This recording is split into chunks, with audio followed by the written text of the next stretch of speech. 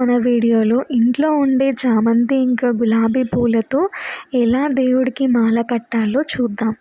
So first నేను పెట్టే చామంతి పూని రివర్స్ డైరెక్షన్లో పెట్టాను. మిగతా చామంతి పూలన్నీ ఒక్కొక్క డైరెక్షన్లో పెట్టాను. టోటల్గా 4 డైరెక్షన్స్ కవర్ అయ్యేలా చుట్టూ ఫ్లవర్స్ పెట్టాలి. పైన పెట్టే చామంతి పువ్వు అప్వర్డ్ డైరెక్షన్లో పెట్టాలి. ఇదే మెథడ్ ఫాలో అవుతూ మీరు ఎన్ని చామంతి పూలు గులాబీ పూలు అయినా సరే సేమ్ మెథడ్ని యూస్ చేస్తూ పెట్టాలి.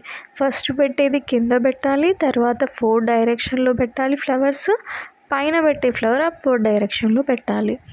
సో నేను ఇలా ఫస్ట్ చామంతి పూలు పెట్టుకున్నాను, దాని తర్వాత గులాబీ పూలు పెడుతున్నాను సేమ్ టెక్నిక్ యూస్ చేసి. కావాలంటే మీరు 2 వరుసలు చామంతి పూలు పెట్టి దానిపైన గులాబీ పూలు పెట్టుకోవచ్చు. ఎంత పెద్ద మాల గజమాల కూడా సేమ్ ఇదే మెథడ్లో ఫాలో అవ్వచ్చు. నేనైతే చిన్న మాలని రెడీ చేస్తున్నాను.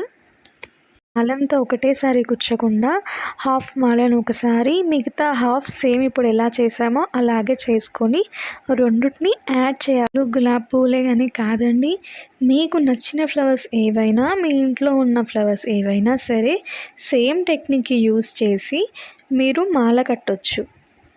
సైడ్ సేమ్ అలాగే అల్లిన తర్వాత మనకి కింద చిన్న ఫ్లవర్స్ కావాలి కదండి, దానికోసమని రోజ్ ఫ్లవర్స్ని సేమ్ టెక్నిక్తో నేను చేస్తున్నాను. ఇక్కడ రోజ్ ఫ్లవర్తో చేస్తున్నానండి. మీరు చామంతి ఫ్లవర్స్తో కూడా చేసుకోవచ్చు.